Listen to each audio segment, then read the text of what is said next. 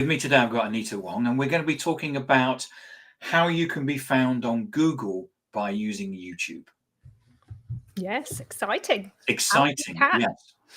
So, Anita, where can people find you? Well, I'm on LinkedIn as Anita Wong, and my main social media platform is YouTube, but you can also find me on Instagram, and it's all under my name, Anita Wong. You'll find me there on any of those. And I should think that's a fairly unique-ish name. Yeah, it is, although there is a dentist in New York called Anita Wong who has the .com, as I found out when I went to buy my URL. So I'm running off the .co.uk, but that's fine. I rank higher than her on everything. So that's why I'm here to tell you how to rank on Google. So, give us some background in terms of your experience, because you are a YouTube. I'm going to use the word expert because you know a lot about YouTube. So give us a little bit about your background, because actually you've got an interesting background because you used to be an ICU nurse. Yeah, that's right. So when I finished school, I went into nursing and trained as a general nurse. And then I did my post-training into intensive care nursing and worked in neuro ICU in Oxford, and then went down to London and did cardiac, which is where I stayed. So I ended up staying in London. I met my husband, who's a heart surgeon, and then had children, and then thought to myself, I'm not bored, because obviously I love having my kids, but I wanted to do something else. And nursing wasn't really an option because working in ICU, you do 12-hour shifts. So I decided to go back to college with all the sixth formers and do a computer sort of course on how to design websites and also do some social media marketing. And from there, I started doing marketing for a few estate agents in Ealing. And then I set up my own sort of like shop with a girlfriend, selling sort of like skate shoes, and then really just got the love of digital from there. And I was doing a lot of networking, and actually set up a networking group in West London where I live, and started helping those entrepreneurs understand how to use the tech and the social media platforms. And that's really where my sort of like love of using the tech and making sure that everything connects and works for you so that you don't have to work too hard came from, basically. And that's sort of like where I ended up sharing that knowledge that I was sharing with them onto YouTube. And that's how my love of YouTube grew. Because one of the things I think quite often misunderstood about YouTube is if we think about, because we're talking about, we're going to go to Google, how does somebody find Anita Wong? So first and foremost, we probably, if we take a step back, we don't know Anita's name. Yeah. So we've got a problem that we're looking for a solution. And what I think a lot of people don't understand is they think content. What we need is to write a blog, because what we're going to do, we're not going to buy, because if we're not going to get in the business of ads, which is a completely different subject, we want to rank on page one. But the first thing we always think about is a written blog. But actually, Google, because it owns YouTube, likes YouTube, and therefore likes promoting YouTube videos. That's right. So obviously having a blog is really important. Having your own website is really important, because that's the domain that you own. You know, social media can disappear overnight. You know, we don't control our social media platforms. We're just borrowing that space. Whereas if you have your own website, you own that domain as long as you keep up paying for the domain, sort of thing. So that's where Google as a whole comes in, because what happens is that, like you say, if you don't really know who it is that you're looking for, you just know what your problem is, you go to Google, because that's pretty much where most people go. I know they go to like Yahoo and all the other search engines, but they're all pretty much interlinked in the background. And you type in your problem that you have, or the solution that you're trying to solve, and up pops content that's written in blog form, but also up pops video, because that's where YouTube and Google really sort of like own it in a way, because Google owns YouTube and therefore gives priority to videos as well. So the idea is that when you put a video up on YouTube, you want to optimize it as best as possible for the search terms that your audience is searching for, in order for that to be pulled into Google as well. So for example, my partner's youngest is now 29. When he bought a flat, he wanted to lay a floor. Mhm. And therefore, he went to Google and said, "How do I lay a floor?" and found a video on YouTube. And he's also now a bike mechanic Mhm. purely through watching YouTube videos.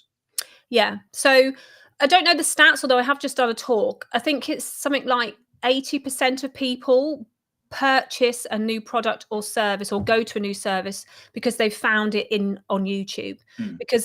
Because of the nature of the video, it's so much easier to explain or set out the steps that someone might need to follow in order to accomplish what they're after. And a video format does that so much better. Now, you can, of course, help Google to rank your video even higher by writing a blog about your video and then hosting that video that's on YouTube on your website as well. And YouTube helps you do that because it gives you the coding to actually place that video on your website. And a lot of modern websites now, you can just put the link in and it will actually show the video for you. So I think the thing is with YouTube, and I think this is where it's a great platform to actually put a lot more of your time into, is that it doesn't mind you leaving it to go and do something else. Of course, it would prefer for you to sit on YouTube the whole day and consume the content that's on YouTube, but it doesn't penalize you for taking people away from YouTube, if that makes sense. Yeah. Whereas I know that a lot of On other LinkedIn, for platforms. example, it's a walled garden, isn't it? And if you put a link to something in the they actually penalize you because in effect you're sending the person outside of LinkedIn. Yeah, and Facebook and Instagram. Well, Facebook don't like you doing it either. It's the They same, yeah. tend to sort of like dampen down your reach a little bit. Hmm. Instagram, they've made it quite hard for you to do that anyway because you've only really got the link in the profile page. But YouTube, obviously, they want you to stay on the platform to watch their products, but they won't hinder the reach of your video because you've put links in your description. In fact, they actively encourage you to put links in your description because they want you to utilize the platform, but they do help you stay on as well. And I think that's where, if you're a business owner putting your time into creating video on YouTube, there are some steps within the video optimization that will help you to keep people on the platform for longer. So if I'm a small business or I'm an entrepreneur, and I want to be found, what can YouTube do for me? Okay, so YouTube can actually, first of all, give you social proof. So you can use the channel to show people like how your authority within your space. And by doing that, you can give information over whether it's how to strategy step by step, but it can also enable you to use it as a source of free resources so that you can actually sort of like, they can get to know, like, and trust you. Yep. And it can actually aid you getting more work, because when people find you on YouTube and on Google, it sort of gives you that double whammy of like, actually, this person knows, this person's doing what they're doing. And you can actually do things like what we're doing now on YouTube, which is obviously on YouTube. And then you can also have people leave reviews and you can share that and things like that. So, for example, on this, for me, doing a podcast, part of it is social proof. Yeah, exactly. And I do two things with the live streaming, which is I live stream to YouTube, and I'm doing that right now. Mm-hmm. And it's interesting that I get people watching from that. And the other thing is that I then take the recording and I put it on YouTube as a recording. Yeah, and you can also benefit from, there's so many different tools now on YouTube that help you do that. So I've actually connected my Restream, because we're live streaming with Restream. I've connected that to my YouTube channel as well. And what you can do as well is you can take the link from the video and put it into a software, say, like, for example, I use Opus Pro, and that software takes short snippets from this long video and pulls out the best little elements. And then you can put that onto YouTube, and they have like this invisible link, or what they call it, a related video, that you can put on there, and then go back. Just want to say hello to Andrew. Hi, Andrew. So Andrew is a YouTuber in America. He actually helps me with my YouTube. So hi, Andrew. Hi, Andrew. Thanks. Watching. And it's good to see that we're getting a comment through from YouTube. Yeah, exactly. So that's the great thing about doing live streams and, like you say, your podcast, because you've been able to put that onto YouTube. What we could do now after this is, if you had a blog, you would write about this and then embed this onto your blog, and then people will be able to see that you're interviewing experts in their field, and that in itself, you know, obviously increases your social proof amongst your peers as well. Yeah. So and the other thing is that so you can create a blog, you can put it on YouTube, and what you're talking about in terms of the software package is that you can then create shorts, can't you? Yeah, that's right. Yeah, which is YouTube's version of TikTok, really, and they're pushing that hard, aren't they?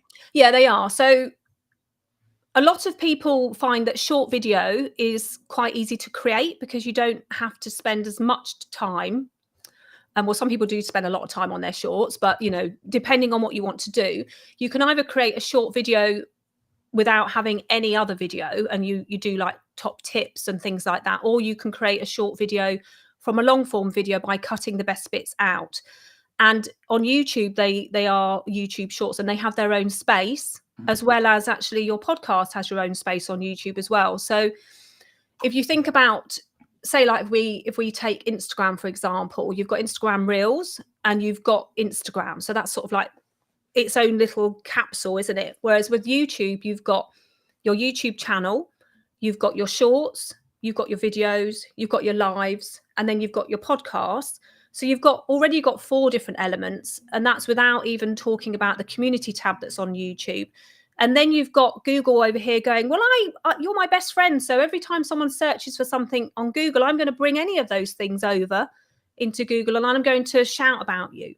So it's a really good platform to get onto. And I think some people find it a little bit daunting or overwhelming, but actually you can get started on YouTube really easily with a short video, and you can actually repurpose what you're already creating for TikTok and Instagram, or even for LinkedIn, and actually put it onto YouTube. And I think that you know, then as we're talking about search, I think more and more people are choosing, you know, when we search, we're searching for things, and ultimately we're choosing, shall we read a blog? I'm not sure if I can be bothered. Yeah. Or do we watch the video? Yeah, exactly. And I think people are much more, you know, they prefer to watch something or even listen to something, because now with the podcasting feature on YouTube, you can actually listen to the audio, and YouTube has now sort of like joined their podcasting platform, their Google podcasting platform, onto YouTube as well. So you're also getting the audio of your video going into the Google Music arena as well. So that's another area that you're going to actually get viewership or, you know, visibility from. I think one thing to be sort of like really clear is that when you do put a video or a podcast or a short onto YouTube, that you sort of have to step into your audience's shoes when you're optimizing it. And I'm waiting for you to say that so that people are like, and yeah. So say, like, for example, you said your son was like a bike mechanic. Yeah. So when he does something, say like if he's thinking about how do I change a crank on a bicycle, he's going to know even what the word is. He's going to know what all the little parts and the mechanism of it is. Whereas if somebody's quite new to biking and they're like, well, I need to make my crank bigger, they're probably going to type something like that in the search. They're going to be like, so how do I change the crank on my bicycle or something? Whereas the person who's creating the video will probably put something a little bit more technical. So you've sort of got to meet in the middle, so that when somebody is searching for your video, that you get those keywords in. So the big tip really is that is it the fact that you're naming the videos based on the search criteria? Yes. Or is it okay, yes. Yeah, so basically you want to name your video, number one, on what it is that you're talking about. Yeah. And also the other half of the title could be what it's going to be doing for the audience. Right. So that's sort of like would be beneficial. And then when you do that, there are certain places within the video optimization that you can repeat those keywords. So for those people that are listening or watching that don't really know how the keywords work in Google, if you were to write in the search, how fast does a cheetah run? Google is going to index that sentence and look for all the information on the internet, whether that's a blog or a video that actually has any part of that sentence in it. And then with the video, it's actually, because of the advance of how AI works, it's actually going to listen to the person speaking on the video as well. And also, if you've done your SRT file, which is like the transcript of the audio, it's also going to read that as well. And it's going to go, okay, so for example, how fast does a cheetah run? If there's a wildlife program where the wildlife photographer says, oh, we're looking at how fast this cheetah runs, of course there's the keywords there, even in the words that he's spoken. And then of course if you've got the transcript, that's also going to have those. So the more your title shows up in the description, in the tags, in the audio of the actual video, the higher the video is going to be ranked. Right. And one of the things that I know that you've, in terms of advice that you've given, is that once you've actually done something, it's not set in stone, is it? You can go back and change it.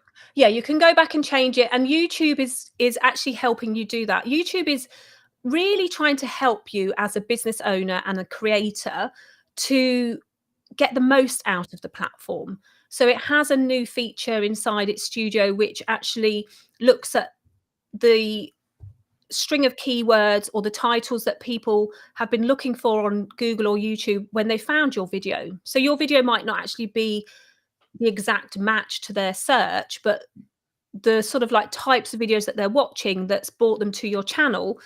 YouTube have got this tab called inspiration inside your YouTube studio, which actually tells you the different types of videos that your audience is also watching. So it gives you an idea of what other angles you could perhaps start talking about on your channel if it's related to, you know, what they're looking for. And of course, you've got the they've got a new feature where you've got the thumbnail. So, you know, like the place card that goes over the front. It's a little bit like if you're scrolling through the feed and something catches your eye, that's the sort of like the thumbnail. And they're helping you now use the AI within YouTube to sample different ones, and then it will tell you after 2 weeks which one's performing the best, and then put that one up and things like that. I noticed that I noticed in the week that the UI had changed on YouTube, and so the user interface had changed. Yeah. And I'm pleased you said cheetah, because I've written cheetah down in my notes, and I'm sitting there thinking, what on earth? Why have I written cheetah down here? Yeah. If you type into Google, how does Google work? Google's actual example is how fast does a cheetah run? Because I've watched their video. It's a very good video to watch on how it indexes your search term, and then of course how your video or your blog or anything else like that comes up. It's a very old video, but I always watch it. It's quite good. So we talked about moving things from YouTube to maybe TikTok or Instagram. So how do you move things from TikTok or Instagram back to YouTube? Yeah, so obviously TikTok, they're trying to encourage longer form videos over there as well. So when you're recording a video, I suppose it depends on where you start your video process. So if you start your video process on your mobile phone and you're recording everything on your phone, then you've already got that video on your phone and you can repurpose that to different platforms. But say like you're creating your video in TikTok, like you're using some of their filters and things like that. There's a feature on TikTok that allows you to download the video first before you publish it. Or there's some tools on Google that enable you to put the URL in and download the video. And then it's simply just uploading it onto YouTube as either a short video or a long form video. And you can do that either on your desktop inside of YouTube or on the mobile phone YouTube have two apps on your mobile phone. You've got the actual YouTube itself, and you have the YouTube Studio. So you can actually run the whole of your channel from your mobile phone if you don't have access to a laptop or a desktop. So it makes it really easy. So we're at the 20 minutes, Anita. But I want to ask you one question. Further question is, how good are you on BMX bikes?